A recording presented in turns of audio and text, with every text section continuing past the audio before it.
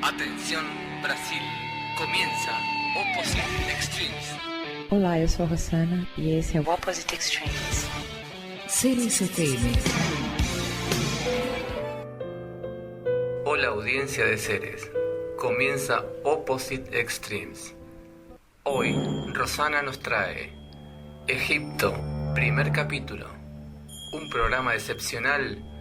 Egipto, la gran civilización de nuestro tiempo. Egipto, en una presentación exclusiva. Seres. O amor que você reprime é a dor que você carrega. Então, a proposta é essa: amar. Eu sou Rossana e esse é o Opposite Extremes. Extremos opuestos. Você quer? Seres FM.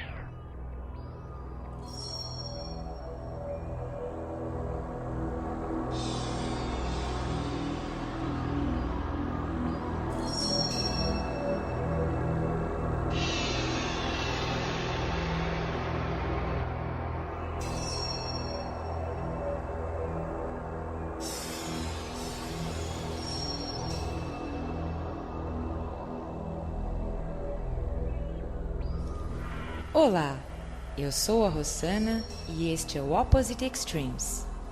O Opposite Extremes já tem Twitter, @OppositeExtreme, sem o S. Nos siga por lá. Hoje, o tema é Egito. Logo em seguida, Parábolas de Jesus.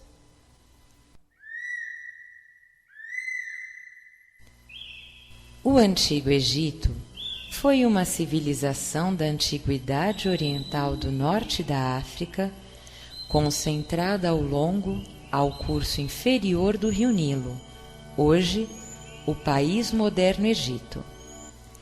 Era parte das civilizações do Vale do Nilo, dos quais as regiões ao sul do Egito, hoje Sudão, Eritreia, Etiópia e Somália, são uma parte. Tinha como fronteira a norte o mar Mediterrâneo, a oeste o deserto da Líbia e a leste o deserto oriental africano e ao sul a primeira catarata do rio Nilo.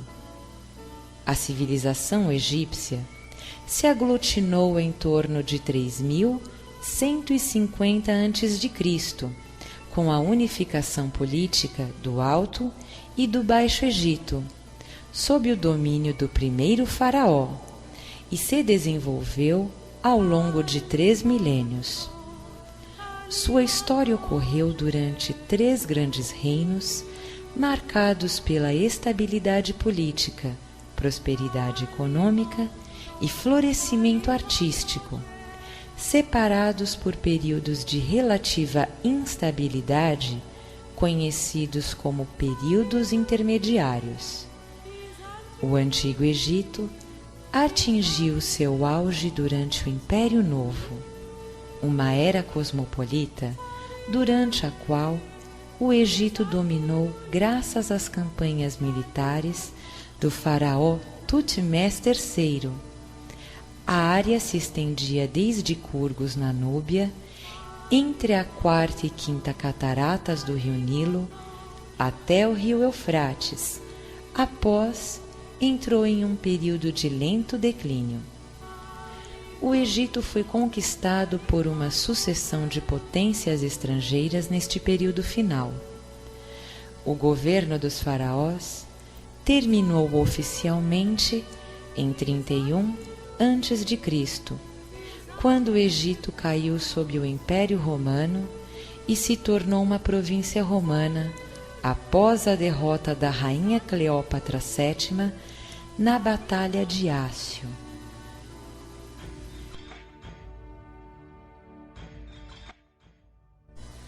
A civilização egípcia foi uma das primeiras grandes civilizações da humanidade e manteve durante a sua existência uma continuidade nas suas formas políticas, artísticas, literárias e religiosas, explicáveis em parte devido aos condicionalismos geográficos, embora as influências culturais e contatos com o estrangeiro tenham sido também uma realidade. O sucesso da antiga civilização egípcia foi causado em parte por sua capacidade de se adaptar às condições do vale do rio Nilo. A inundação previsível, a irrigação controlada do vale fértil produziam colheitas excelentes, o que alimentou o desenvolvimento social e cultural. Com recursos de sobra, o governo patrocinou a exploração mineral do vale e nas regiões do deserto ao redor, o desenvolvimento inicial de um sistema de escrita independente, a organização de construções coletivas, projetos de agricultura, comércio com regiões vizinhas, campanhas militares para derrotar os inimigos estrangeiros e afirmar o domínio egípcio. Motivar e organizar estas atividades foram uma burocracia dos escribas de elite, líderes religiosos e administradores, sob o controle de um faraó que garantiu a cooperação e a unidade do povo egípcio no âmbito de um elaborado sistema de crenças religiosas.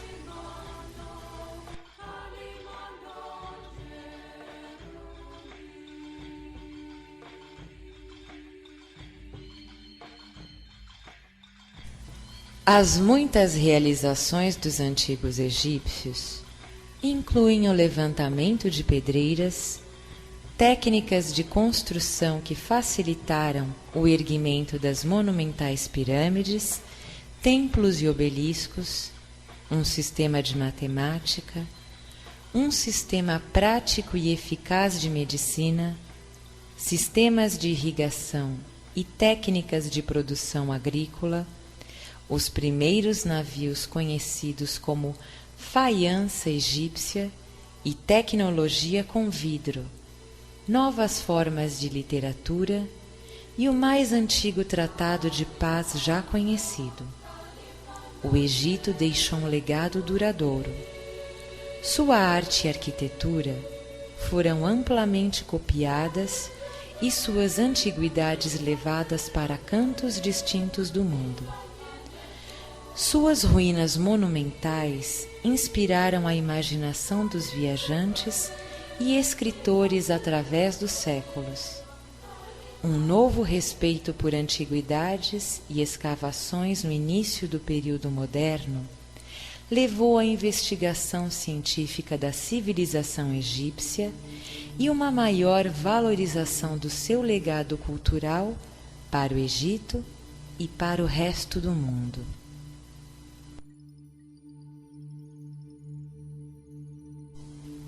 História do Antigo Egito.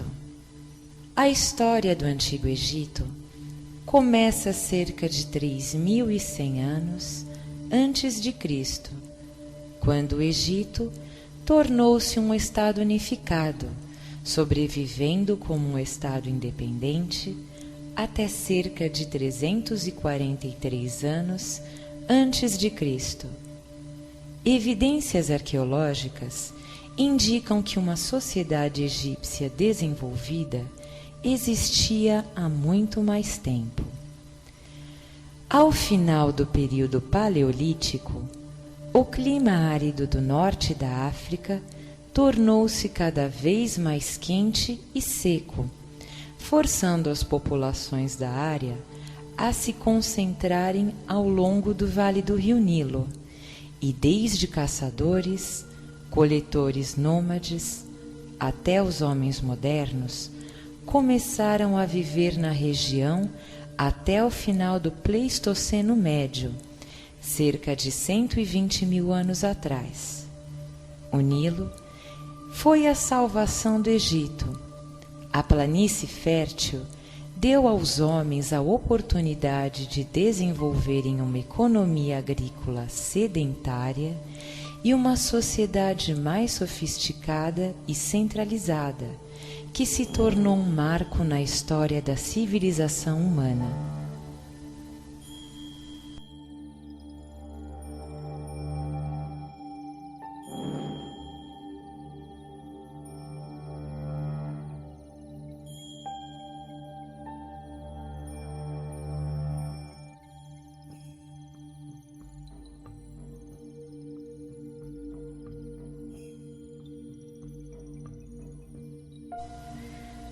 Cronologia egípcia.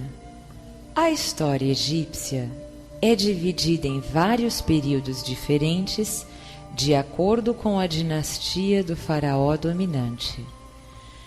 A datação de eventos na história egípcia ainda é um tema de pesquisa. As datas não são de absoluta confiança para uma extensão de cerca de 3 milênios. A seguir, vamos discorrer acerca da cronologia egípcia convencional. Período pré-dinástico. Ao longo do Nilo, no 10º milênio antes de Cristo, uma cultura de moagem de grãos, usando o tipo mais antigo de lâminas de foice, foi substituída por outra cultura de caçadores, pescadores e populações agrupadas que faziam uso de ferramentas em pedra.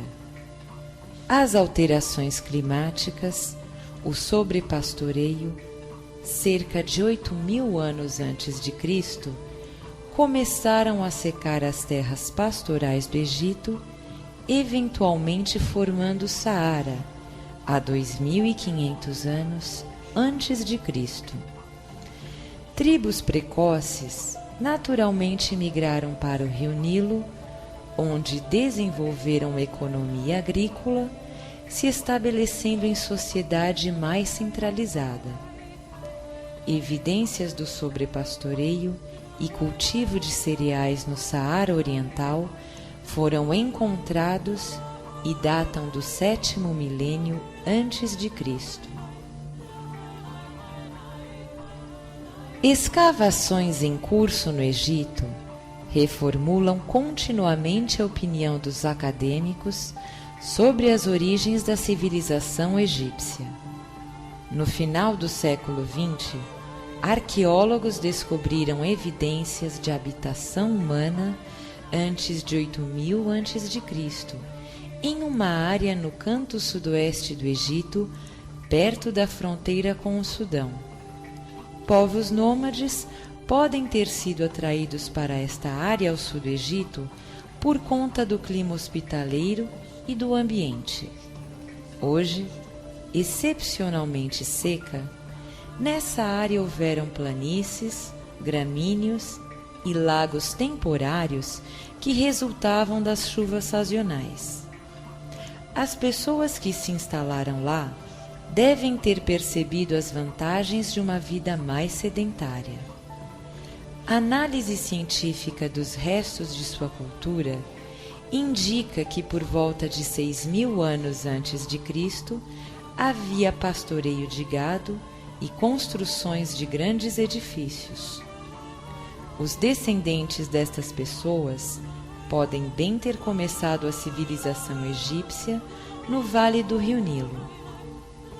Foi feito um recente estudo genético ligado à linhagem materna de uma população tradicional do Antigo Egito à África Oriental, além de um estudo separado sobre a linhagem genética do Nordeste da África, revelando também que os dias modernos egípcios refletem uma mistura entre europeus, Oriente Médio e África.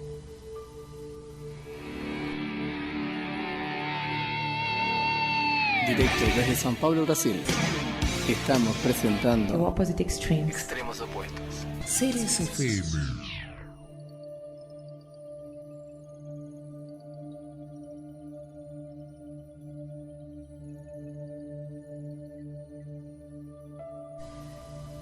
O rio Nilo, em torno do qual grande parte da população do país se agrupou, foi a tábua de salvação para a cultura egípcia desde que os caçadores nômades começaram a vida ao longo do Nilo durante o Pleistoceno. Vestígios desses primeiros povos aparecem sob a forma de artefatos e rupestres ao longo dos terraços do Nilo e nos oásis. Por volta de 6.000 anos antes de Cristo, a agricultura organizada A construção de grandes edifícios haviam aparecido no vale do rio Nilo. Entre 5.500 e 3.100 anos antes de Cristo, durante o período pré-dinástico do Egito, pequenos assentamentos floresceram ao longo do Nilo. Ao final do período pré-dinástico, pouco antes da primeira dinastia egípcia, o Egito foi dividido em 2 reinos, conhecidos como Alto e Baixo Egito. A linha divisória entre eles situou-se aproximadamente na área da moderna Cairo.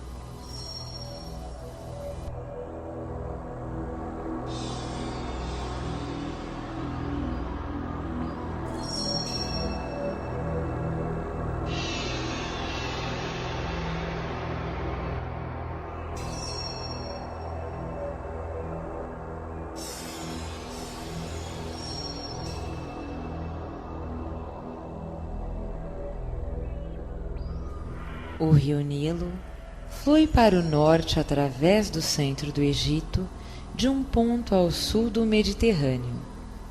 A região delta, geologicamente inferior ao norte, onde o Nilo ramifica, proporcionava uma área ampla, rica em terras agrícolas, conhecidas como Baixo Egito. Considerando que as terras geologicamente mais extensas rio acima ao sul, onde o vale do rio é estreito e a terra é fértil em ambos os lados, medindo cerca de 2 milhas de largura, era conhecida como Alto Egito. Os 2 reinos foram unificados por Narmer em 3.100 anos antes de Cristo. E uma série de dinastias governaram o Egito nos próximos 3 milênios. A última dinastia nativa, conhecida como Dinastia 30ª, caiu com a invasão dos persas em 343 a.C.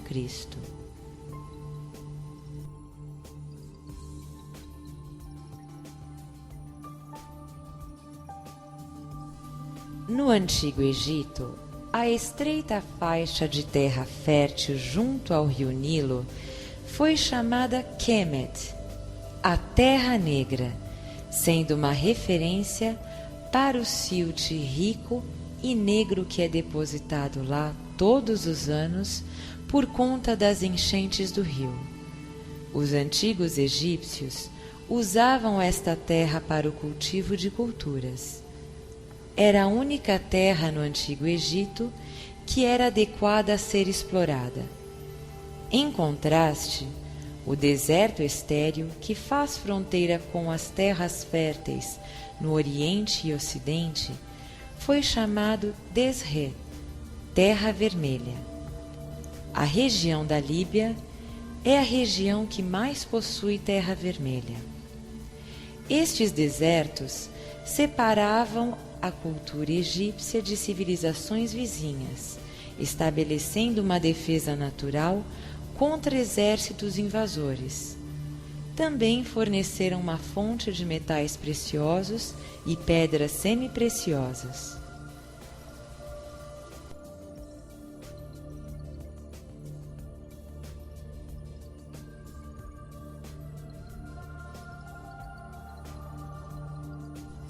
Muitas teorias foram propostas sobre as origens dos egípcios, um assunto ainda imbuído de controvérsia hoje. Os antigos egípcios tiveram sua origem em uma terra chamada Punt, ou Ta-Antero, Terra dos Deuses, que a maioria dos egiptologistas localizam na área que abrange o Planalto Etíope. Um estudo recente de bioantropologia sobre a morfologia dental dos antigos egípcios confirma traços dentais mais característicos do norte da África e de populações asiáticas da extensão sudoeste. O estudo também estabelece a continuidade biológica do período pré-dinástico a períodos pós-faraônicos.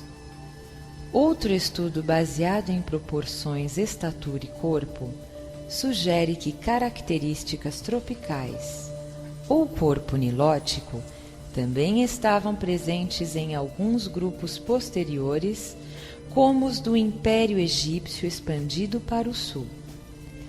Champollion, o jovem que decifrou a Pedra de Roseta, alegou em expressões e termos peculiares que Kemet refere-se a uma população negroide.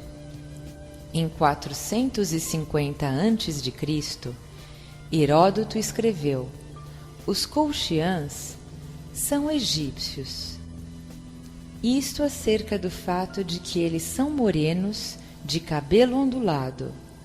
Melancros também foi usado por Homero para descrever a tez queimada pelo sol de Odisseu. Analisando o cabelo de múmias egípcias antigas do Reino Médio, foram nítidas as evidências de uma dieta estável. Múmias de cerca de 3.200 a.C. mostram sinais de anemia grave e distúrbios hemolíticos.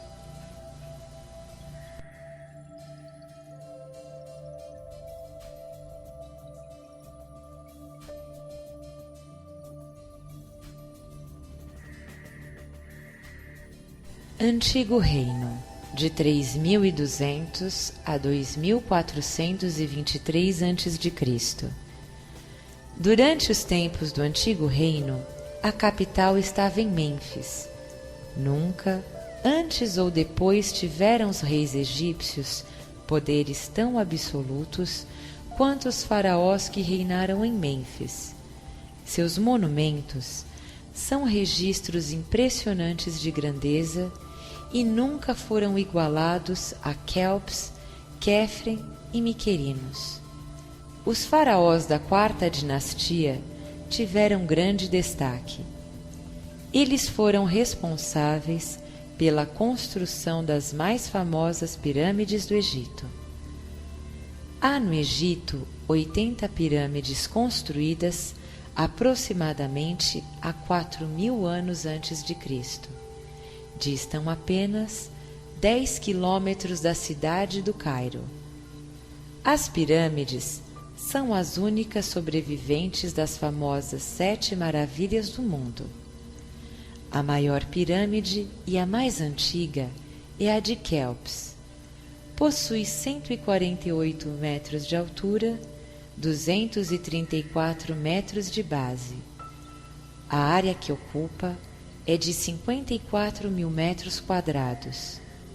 Nela foram empregados 2.300.000 blocos de granito de 2 toneladas cada um.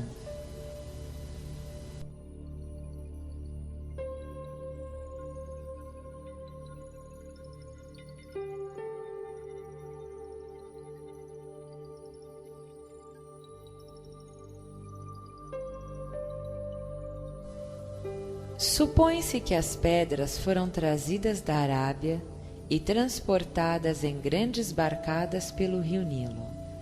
No transporte em terra, seriam colocadas em enormes pranchas que, por sua vez, se deslocavam sob troncos roliços de grandes dimensões. Trabalharam na construção cerca de 100.000 operários durante 20 anos. Quéops foi ali sepultado. Entretanto, o seu cadáver não foi encontrado.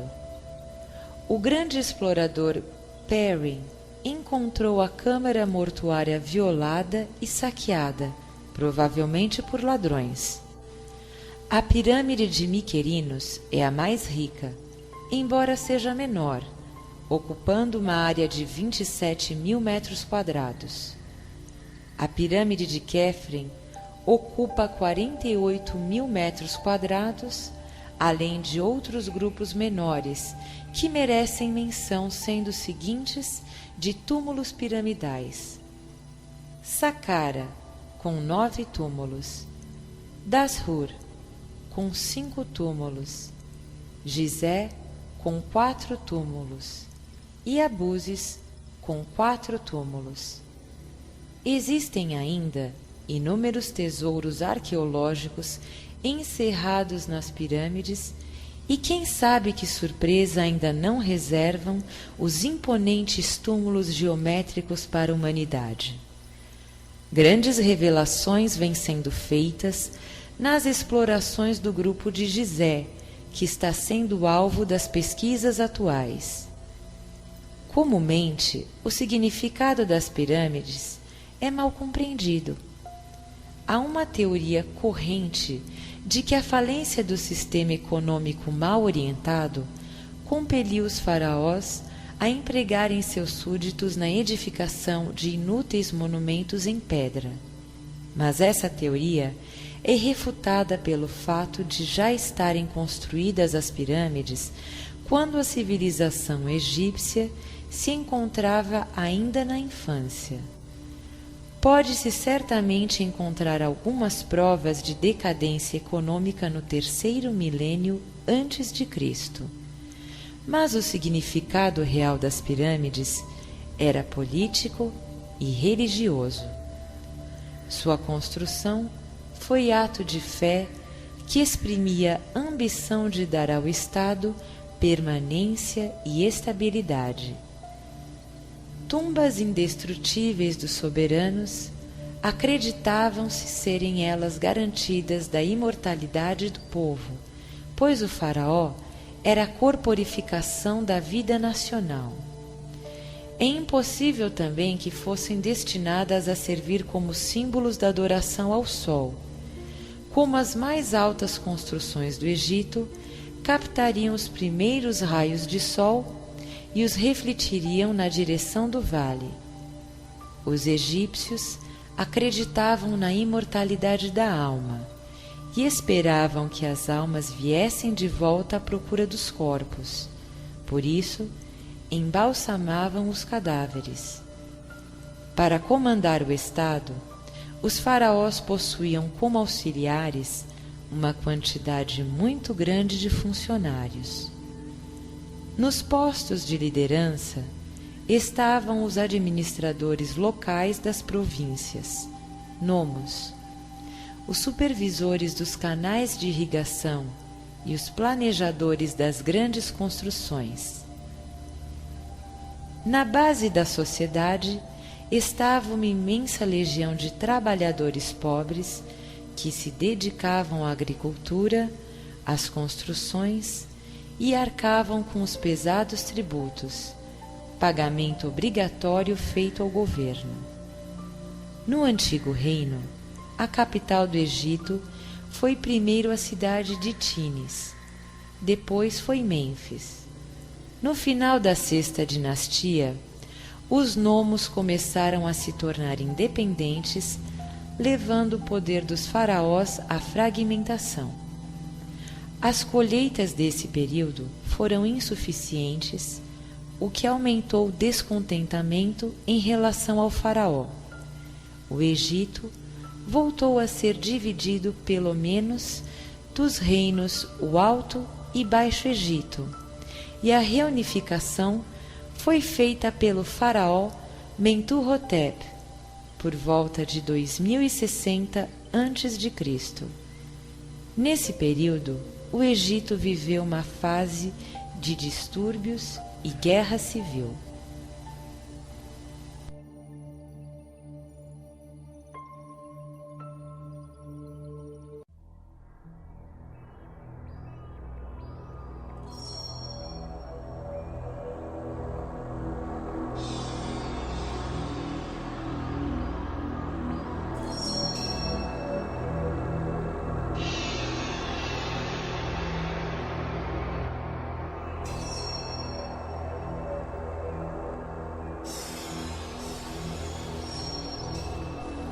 Na época do Antigo Reino, o Egito possuía uma longa e complicada história religiosa.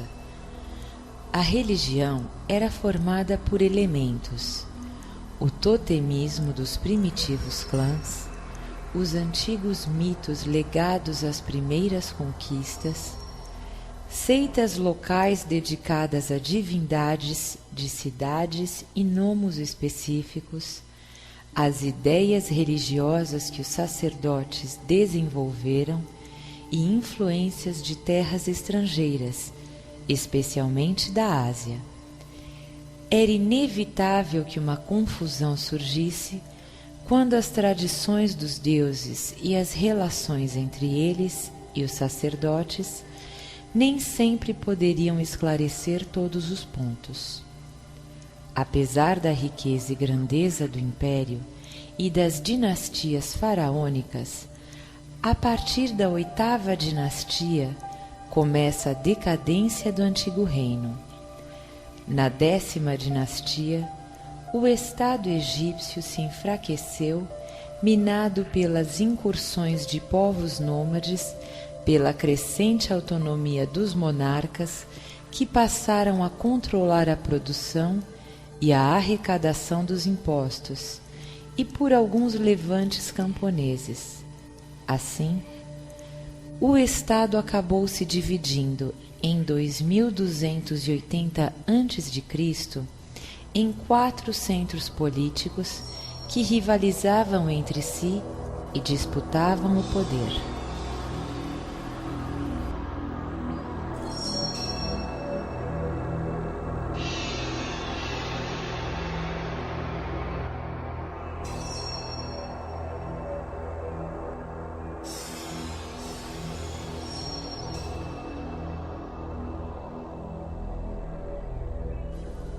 Primeiro período intermediário, de 2180 a 2052 a.C.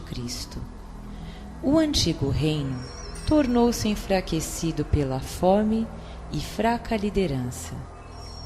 Uma teoria sustenta que a redução súbita, inesperada e catastrófica no Nilo foi causada por um resfriamento climático global, reduzindo a quantidade de chuva no Egito, Etiópia e África Oriental, contribuindo para a grande fome e a subsequente queda do Império Antigo. O último faraó da 6ª dinastia foi Pepe II, que acreditavam ter reinado por 94 anos, mais do que qualquer monarca na história. Ele tinha 6 anos quando subiu ao trono e 100 anos quando morreu. Os últimos anos de seu reinado foram marcados por ineficiência devido à sua idade avançada. Quando ele morreu, o antigo império entrou em colapso, um momento escuro marcado pela agitação. A união dos 2 reinos se desfez e líderes regionais tinham que lidar com a fome. Por volta de 2160 a.C., uma nova linha de faraós tentou reunificar Baixo e Alto Egito, de sua capital em Heracleópolis Magna. Entretanto, uma linha rival baseada em Tebas foi reunindo o Alto Egito e foi inevitável um confronto entre as 2 dinastias rivais. Os faraós de Heracleópolis descendem de um faraó chamado Actói, e os 4 primeiros faraós de Tebas foram chamados Iniotef ou Antef.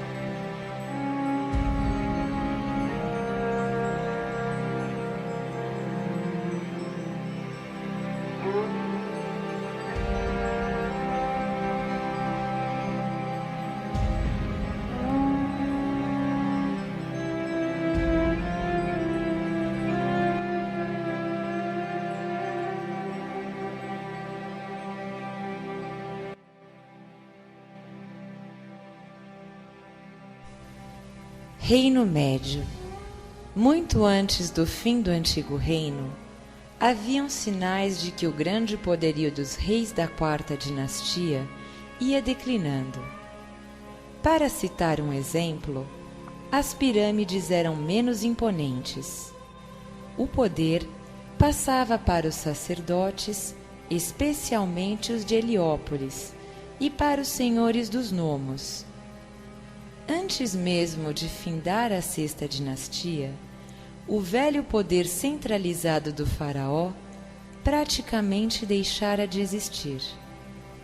Seguiu-se uma época de tumultos. Reis adventícios rivalizavam entre si pelo apoio de nobres e invasores da Líbia e da Ásia que varriam o país. Finalmente, a 11ª dinastia de reis tebanos, de 2134 a 1999 a.C., restaurou a ordem e restabeleceu o poder central sob Nebepetr Mentuhotep em 2052 a.C. Sua obra possibilitou as glórias da 12ª dinastia, durante a qual a civilização do antigo Reino Egito voltou a alcançar elevado desenvolvimento.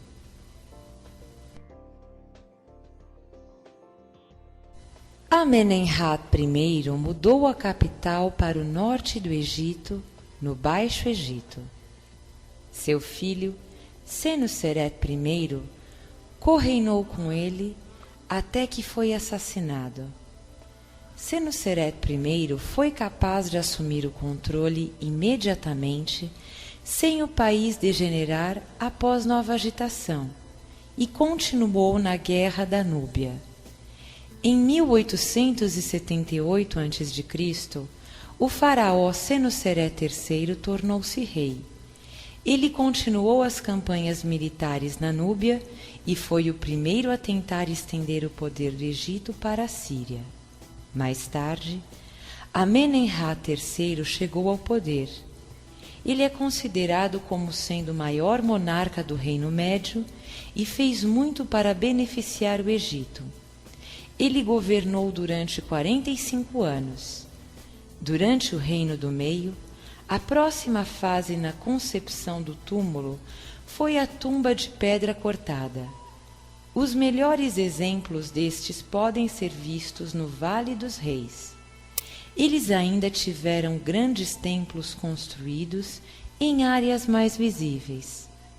Grande parte das atividades maiores realizadas pelos reis da 12ª dinastia teve lugar fora do Vale do Nilo. Como antes, haviam muitas expedições para a Núbia, Síria e Deserto Oriental, à procura de madeira e minerais valiosos. Também o comércio foi estabelecido com a Creta Minoica.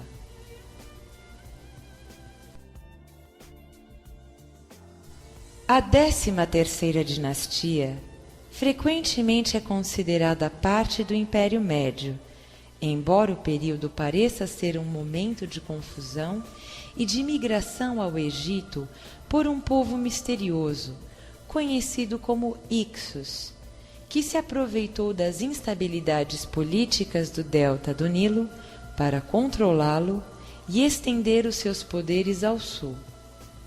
Eles chegaram em carruagens puxadas por cavalos de guerra. Não demorou muito tempo para os egípcios perceberem o poder da biga de guerra e usá-la eles mesmos. Esta avaria do controle central marca o início do segundo período intermediário. Quase 2 séculos de domínio dos Hyksos trouxeram inúmeras contribuições para o Egito.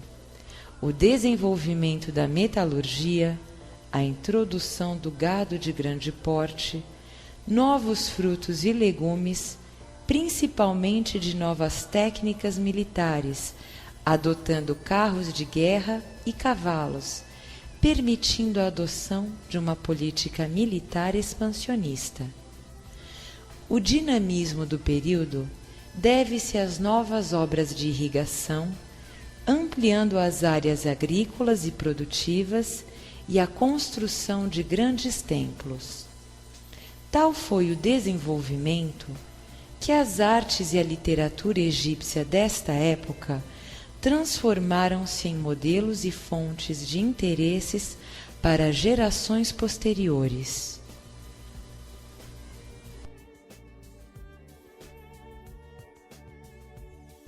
Segundo período intermediário, Novo Reino. A 18ª dinastia marca o início do Novo Reino. Vários faraós estenderam o controle do Egito ainda mais que nunca, retomando o controle da Núbia e estendendo ao norte o poder acima do rio Eufrates, nas terras dos hititas e Mitanni. Este foi um momento de grande riqueza e poder para o Egito.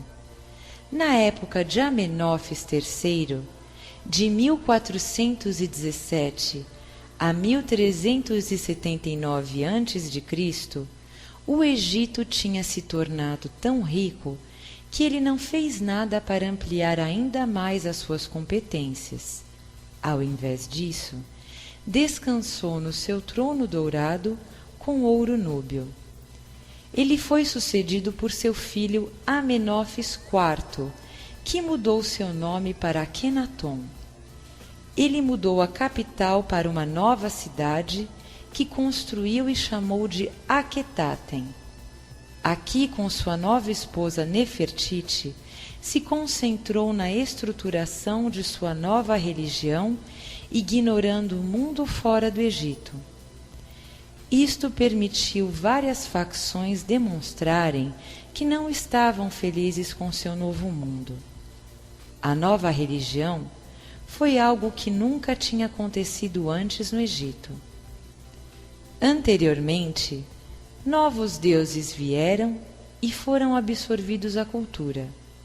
Akhenaton, no entanto, criou uma religião monoteísta em torno de Atom, o disco solar. A adoração de todos os outros deuses foi banida, e essa mudança causou a maioria dos distúrbios internos.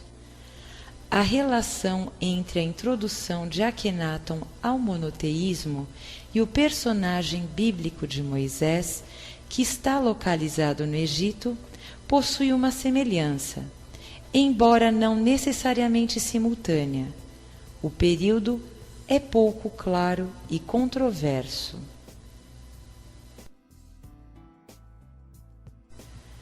Uma nova cultura e arte foram introduzidas durante este tempo, sendo mais naturalista e causando uma reviravolta completa do friso estilizado que governava a arte egípcia durante os últimos anos.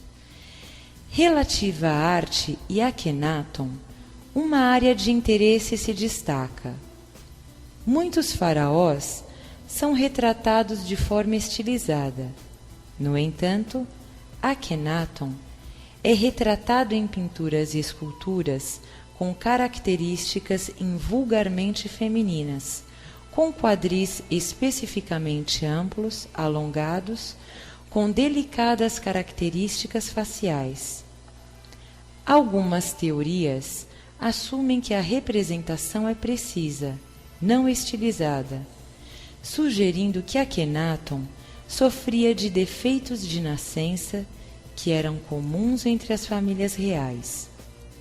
Ao final de seu reinado de 17 anos, Akhenaton teve um corregente, Semenkare, que às vezes é considerado como seu irmão.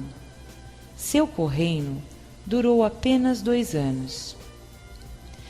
Quando Akhenaton morreu, foi reavivado o culto aos deuses antigos. Em verdade, sua adoração nunca havia terminado. Ao invés disso, havia sido velada. Semenkare morreu após alguns meses de reinado único e, em seu lugar, foi coroado um jovem rapaz. Ele não estava pronto para a pressão de governar. Então, os conselheiros cercaram-lhe e tomaram decisões por ele. Seu nome era Tutankhaton, mas com o ressurgimento de Amon, ele foi renomeado para Tutankhamon. Um dos mais influentes consultores de seu reinado foi o general Horemheb. Tutankhamon morreu enquanto era um adolescente e foi sucedido por Ai, que provavelmente se casou com sua viúva para reforçar sua reivindicação ao trono. É possível que Horemheb fizesse de Ai um monarca que agisse como um rei transitório até que ele estivesse pronto para assumir. Em todo caso, quando morreu Ai, Horemheb tornou-se governador e começou um novo período de regra positiva. Ele iniciou a garantia da estabilidade interna e restabeleceu o prestígio que o país tinha antes do reinado de Akhenaton.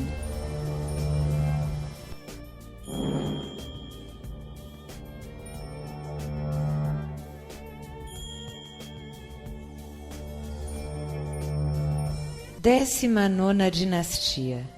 A 19ª dinastia foi fundada por Ramsés I.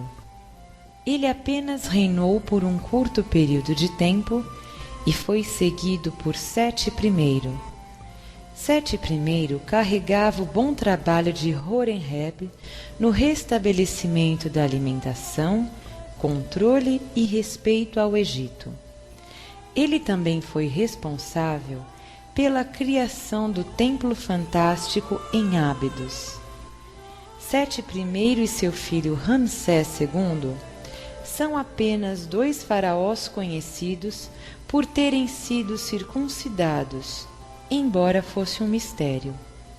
Ramsés II, a bordo do trabalho de seu pai, criou muitos templos mais esplêndidos.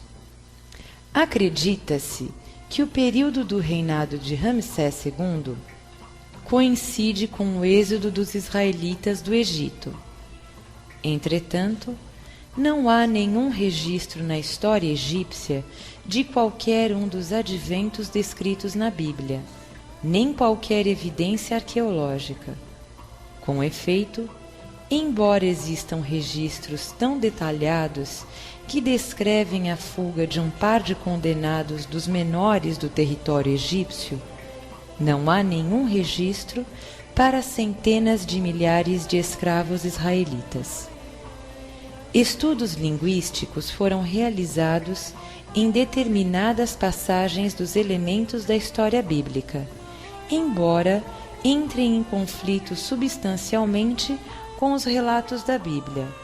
Por exemplo, registros sobre os povos do mar podem indicar que várias tribos israelitas atacaram o Egito durante um certo período, embora eles também indiquem que estas tribos fossem aliadas aos filisteus, e não contra eles.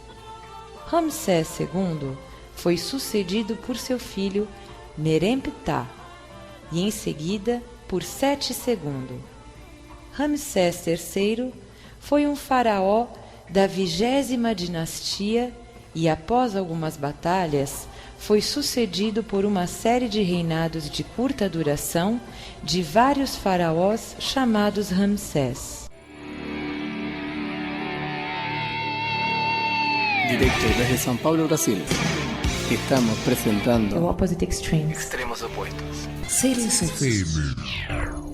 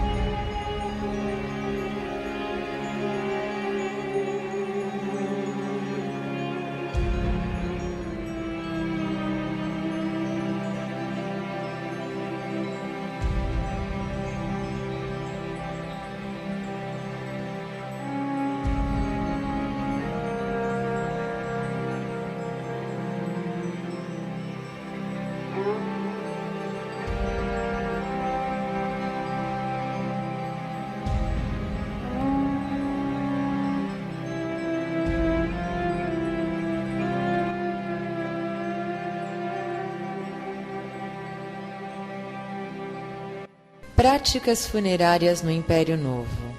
A partir de Tutmés I, passaram a ser sepultados no Vale dos Reis, em túmulos escavados nas rochas como galerias. Estas eram abarrotadas de preciosos artigos e depois seladas com a obstrução de seus túneis com um cascalho retirado pelos responsáveis pelas escavações.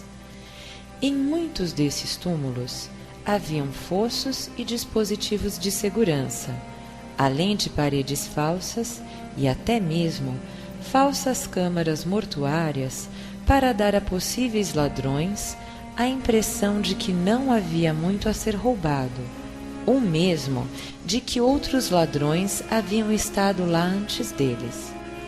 Porém, mesmo com toda essa segurança, apenas a tumba de Tutankhamon não foi saqueada, e por isso se tornou a mais célebre da história egípcia.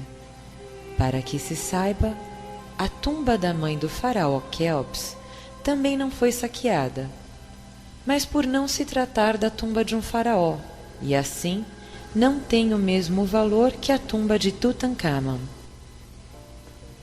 O Opposite Extremes já tem sua página no Twitter, @OppositeExtreme. Espero você lá!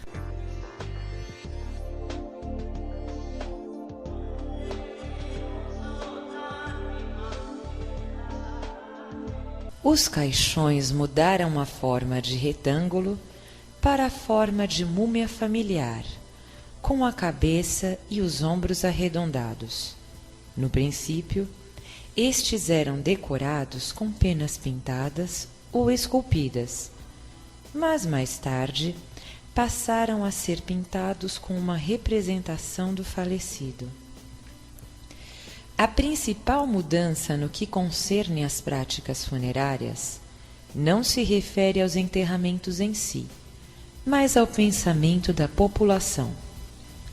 O Livro dos Mortos, que antes era visto como uma espécie de lembrete, sendo um compilado das regras a serem decoradas, agora, mais do que nunca, passar a ser uma receita mágica de entrada em Amentet, uma espécie de ticket, sem o qual não haveria possibilidades de salvação.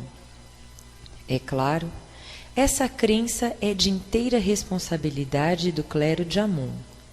Como únicos responsáveis pela inscrição dos livros dos mortos, os sacerdotes produziram-nos aos milhares, com preços e tipos para todos os bolsos.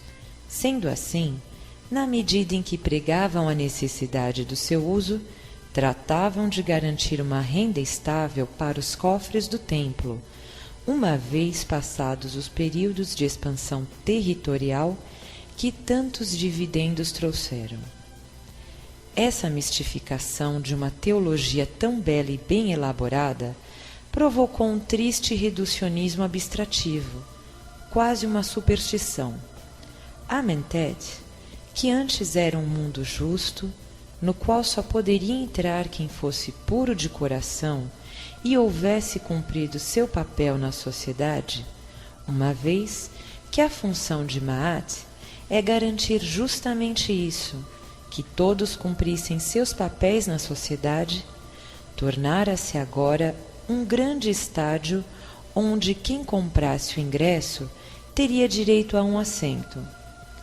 Mais um dos indícios de que a sociedade egípcia havia se tornado uma sociedade materialista e não tão espiritualista como costumava ser.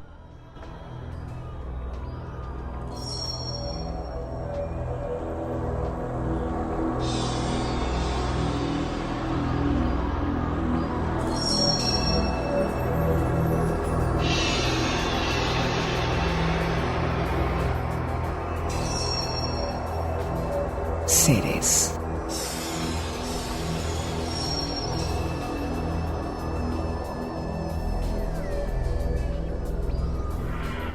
Terceiro período intermediário. Após a morte de Ramsés XI, o sumo sacerdote em Tebas, Pianque, assumiu o controle do Alto Egito, governando de Tebas, com o limite norte ao seu controle, terminando em Al-Ribá.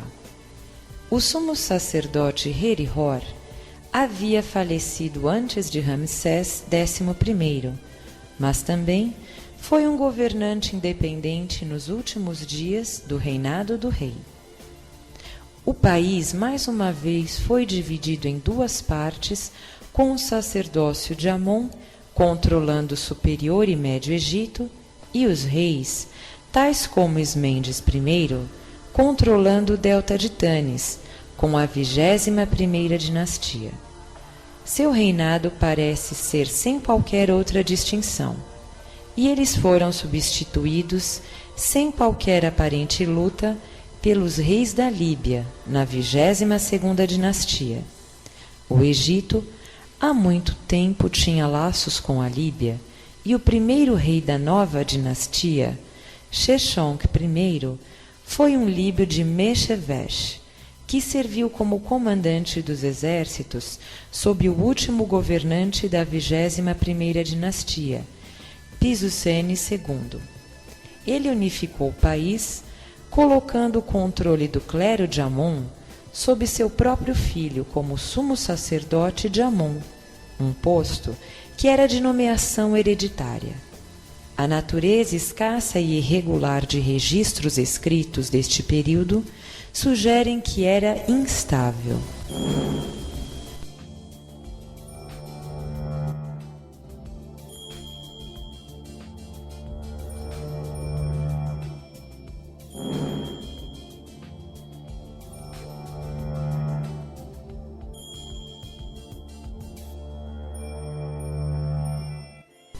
Parecem terem sido muitos grupos subversivos que levaram à criação da 23ª dinastia, que decorreu em simultâneo à última parte da 22ª dinastia. Após a retirada do Egito de Núbia ao final do Novo Império, uma dinastia nativa assumiu o controle da Núbia. Sob o rei Piei, núbio fundador da 25ª dinastia, os núbios empurraram norte em um esforço para esmagar seus opositores líbios, governando no delta. Ele conseguiu alcançar o poder a partir de Mênfis.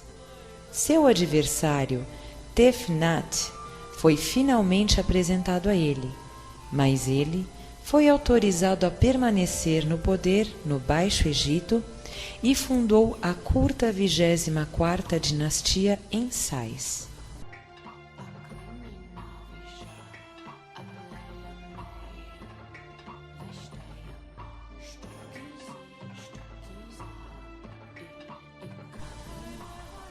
Problemas em aberto na história egípcia. Existem vários problemas em aberto relativos à história egípcia antiga. Conclusões sobre a origem dos Hyksos e seus primeiros líderes são contestadas. Não é claro se o Eres Ucranúbia realmente ocorreu na 25ª dinastia do Egito. Há dúvidas se o primeiro período intermediário do Egito foi realmente uma idade das trevas. Não se sabe porque haviam pinturas minoicas em Avares. A relação exata entre a civilização minoica e a civilização egípcia é debatida. A Batalha de Kadesh é ambígua e a vitória está em aberto para debate.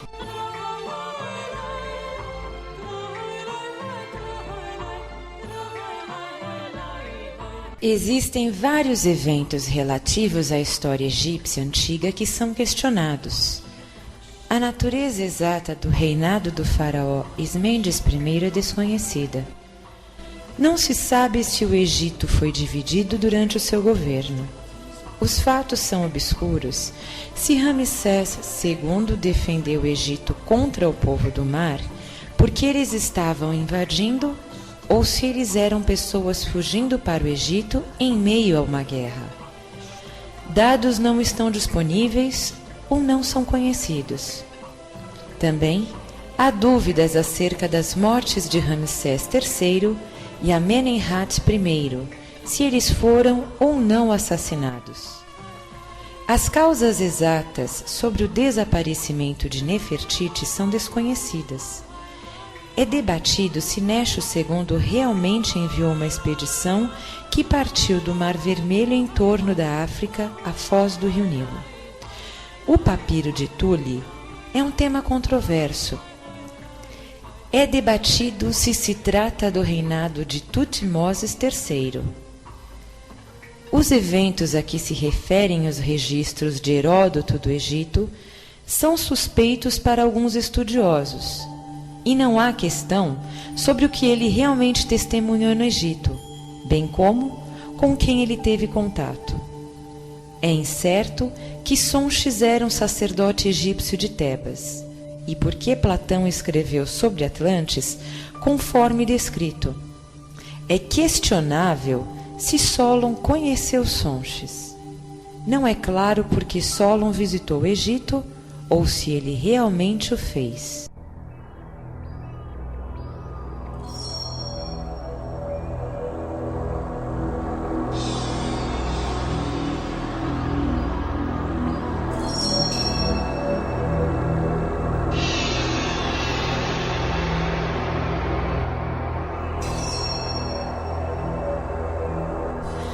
Pirâmides.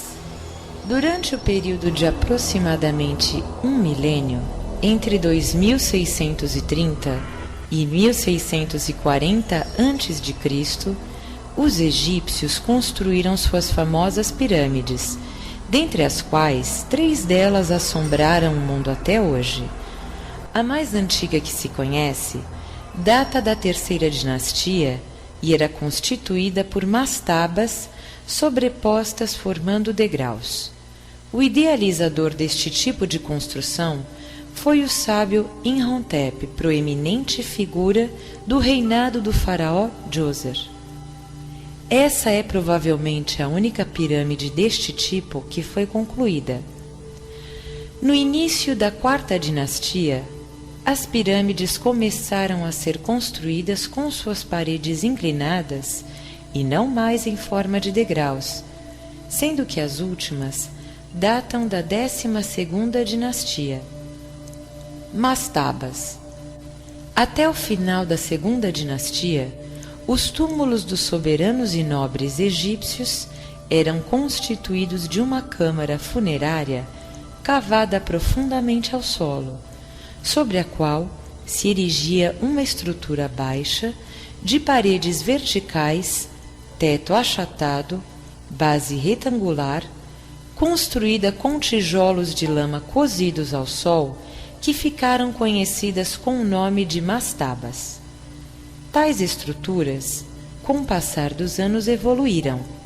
O material construtivo passou a ser a pedra.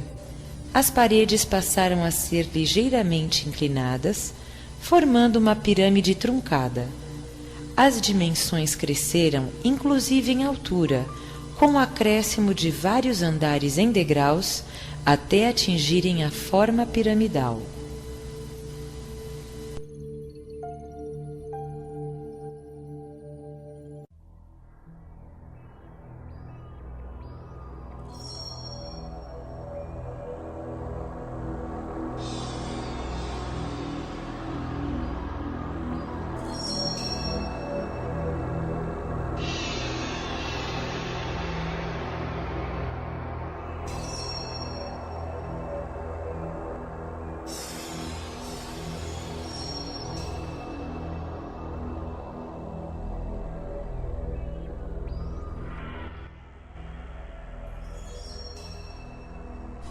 A pirâmide torta. O primeiro faraó da quarta dinastia, Snefru, que reinou aproximadamente entre 2575 e 2551 a.C., mandou erguer na localidade de Dashur uma pirâmide que se tornou única entre tantas construídas, em função da forma final que acabou tendo. Inicialmente, a obra fora planejada para ser uma pirâmide verdadeira. Entretanto, houve uma redução abrupta no ângulo de inclinação das suas faces externas, num ponto um tanto acima da metade da altura prevista para o monumento, o que alterou a sua forma piramidal. O resultado final fez com que atualmente essa construção seja conhecida como pirâmide torta, falsa, romba, romboidal ou romboide.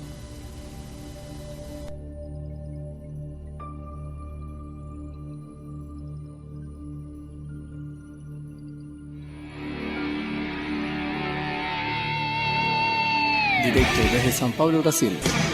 Estamos The presentando opposite extremes. Extremos opuestos. Seres FM.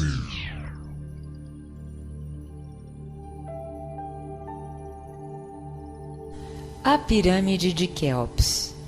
Quéops, o segundo faraó da quarta dinastia, cujo reinado se estendeu de 2551 a 2528 a.C., talvez influenciado pelo tamanho da pirâmide erguida por seu pai Snefru, escolheu um planalto situado nas bordas do deserto, mais ou menos a 8 quilômetros de Gizé, e ali ergueu uma pirâmide de dimensões ainda maiores.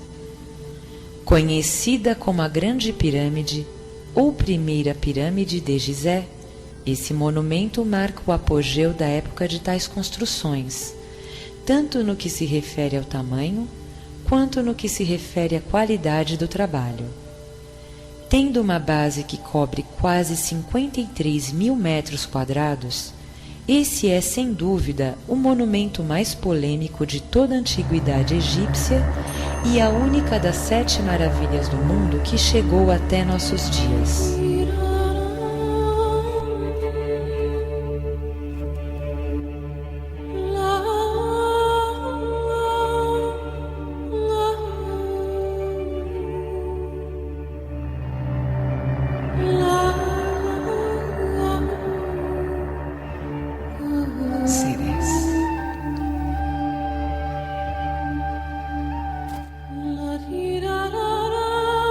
Seres.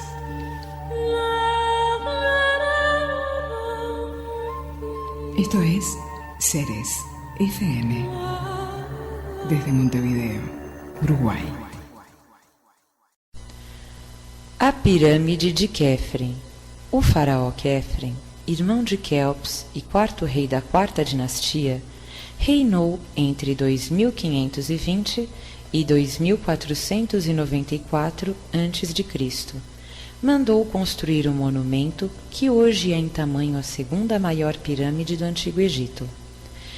Imponente, era revestida de pedra calcária e granito vermelho, e os antigos egípcios deram-lhe o nome de Grande Quefren e também chamavam-na de a Grande Pirâmide. No seu interior foi achado um sarcófago com 2 metros e 43 centímetros de comprimento por 1 metro de largura e 68 centímetros de profundidade, mas o corpo do rei não foi encontrado. Nas proximidades do monumento, um conjunto rochoso foi aproveitado para que nele se esculpisse a famosa esfinge, cuja cabeça representa a face do faraó.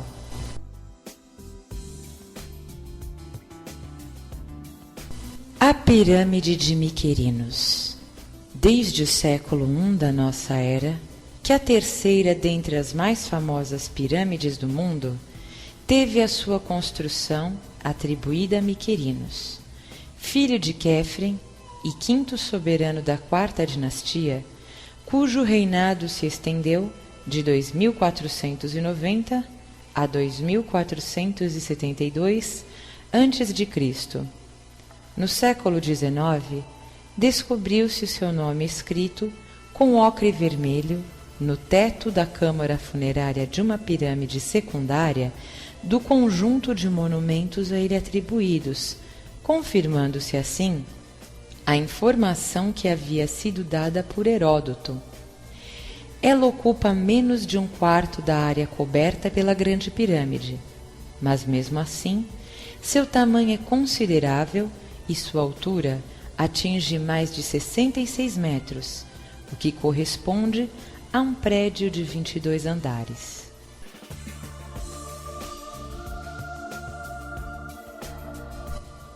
Outras pirâmides. Além das 3 famosas pirâmides de Gizé e de mais algumas outras também bastante conhecidas, como a do faraó Djoser, a chamada Pirâmide Torta, dezenas de outras foram erguidas ao longo dos séculos pelos antigos egípcios. A Pirâmide Vermelha, que leva esse nome porque nela foi empregado um calcário rosado, o complexo funerário de Sahuri, dotado de um elaborado sistema de drenagem das águas pluviais, cujos relevos mostram a partida de navios para uma terra distante, o monumento de Uenis, que se destaca por nele terem sido encontrados os mais antigos textos das pirâmides que se reconhecem. Esses são apenas alguns exemplos. A lista completa conta com mais de 80 exemplares. Os textos das pirâmides. Os assim chamados textos das pirâmides são uma coleção de encantamentos reunidos sem uma ordem fixa determinada, não formando, portanto, uma narrativa contínua. Eles foram encontrados nas pirâmides dos seguintes faraós: Uenis, da quinta dinastia, Tete, Pepe I, Merendre e Pepe II, todos da sexta dinastia, Ibi, da oitava dinastia, e nas pirâmides de 3 rainhas do faraó Pepe II. A maioria das inscrições ocorre em mais de uma pirâmide, mas poucas são repetidas em todas as pirâmides nas quais tais textos são encontrados. Na pirâmide de Uenis, por exemplo, existem apenas 228 inscrições, de um total já conhecido que excede 700.